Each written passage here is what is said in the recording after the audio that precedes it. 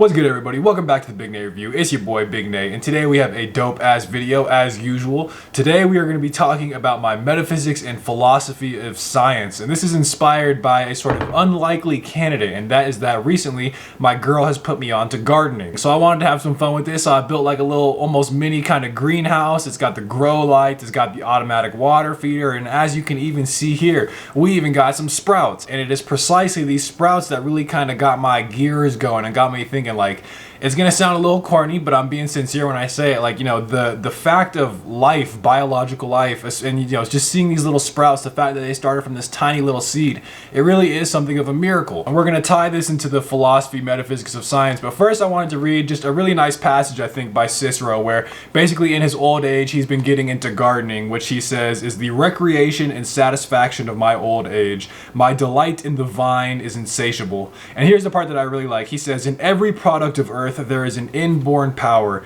This is the power by which a minute fig seed or a grape stone or the tiniest seeds are transformed into vast trunks and branches. Who could fail to be amazed and delighted by the products that emerge from these? And I gotta say, Cicero, now that I have my own little sprouts, I feel you to the fullest degree. But this is where the philosophy of science starts to become relevant, because like I just mentioned, I described it very kind of intentionally, this blossoming of life, as a sort of miracle. And this is what Cicero just referred to as a sort of inborn power in everything in the earth. But I've been in these sciences long enough to hear that sort of nagging voice in my ear, the science bro sort of skeptic, where they'll respond to something like what I just said, where it's like, you know, biological life and the growth of seeds and plant, you know, all that stuff. It's very interesting, it's fascinating, but it's not actually a miracle, right? Underlying all of that is some kind of actual biological process, which is the process of cellular reproduction. There's nothing actually magical about it. It's just that within each cell, within the nucleus of the cell, there's contained DNA, which encodes all the instructions needed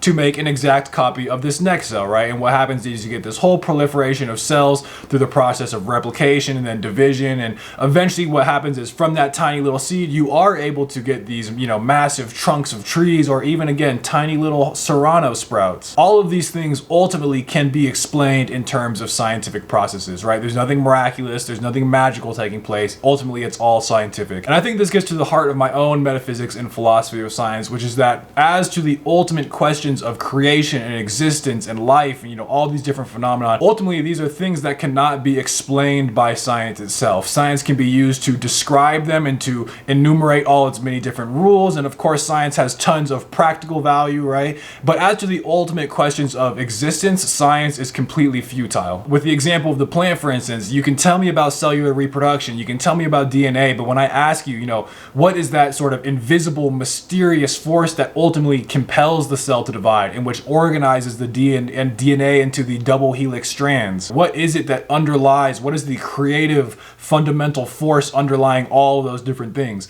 And of course, the scientists, in response to this, right, I'm trying to get at what is essentially the fundamental thing underlying all the laws of nature. But when I pose this question, they'll say, oh, so you're wondering how DNA is organized. Well, actually, what happens is there's these other enzymes called RNA polymerase, which what they do is they're able to, through breaking down hydrogen bonds in the DNA, they're able to unzip it, make complementary bases, right? And RNA polymerase is made of these enzymes, which are made of these molecules, right? And you can essentially just keep asking this question. Okay, what's behind cellular replication? Oh, that's DNA. What's behind DNA? Oh, well, that's RNA polymerase. What's behind RNA? You can keep asking these questions until ultimately you are eventually going to bottom out, right? There's going to be no further degree of scientific explanation possible. For instance, if we keep going, enzymes are made of molecules. Molecules are made of elements. Elements consist of atoms. And atoms, of course, are made of protons and neutrons and electrons. But if you take the example of the electron, for instance, in terms of like its actual definition in physics, what is the electron made of? It's considered to be a fundamental particle, right? It's completely irreducible. The electron is not made of any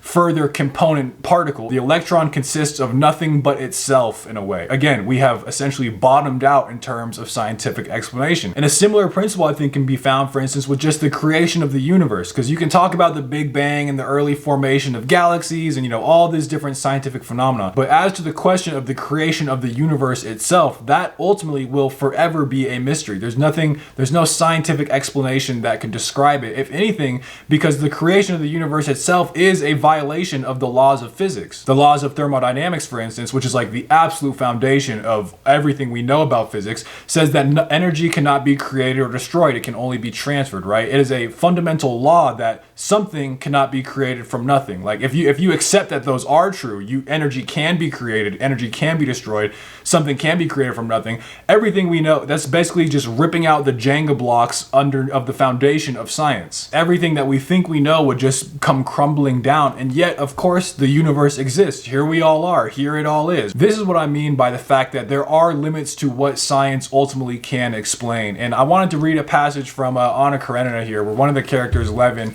is basically having this existential crisis, like where he has these deep religious spiritual feelings, but he can't get himself to kind of buy into the idea of God. And again, he's sort of looking for miracles, something to prove that God actually exists. And this is what he says: "I looked for miracles. I was sorry that I'd never seen a miracle that would convince me. And yet here it all is, the only possible miracle ever existing, surrounding me on all sides, and I never noticed it. What miracle can be greater than that?" And when he says, here it is, the only possible miracle ever existing, surrounding me on all sides, he's talking about essentially the miracle of creation, which in some ways genuinely is a miracle because it completely flaunts, again, the fundamental laws of physics upon which all our science is based off of. So when I see this little seed and I watch it, sprout into an actual plant, there is something deeply mysterious taking place there. And yes, of course, this can be described in terms of cellular reproduction and DNA and all the rest, but underlying all of that is a deeper, more fundamental principle, which ultimately is a mystery. And at the end of the day, I just think there's something fundamentally beautiful about that. And again, this is just my philosophy about what I think are the limits of science, because I think a lot of modern day scientists speak about something like the creation of the universe and all these different phenomena as like, okay, we just need to do more experiments. We just need better technology. But the point is that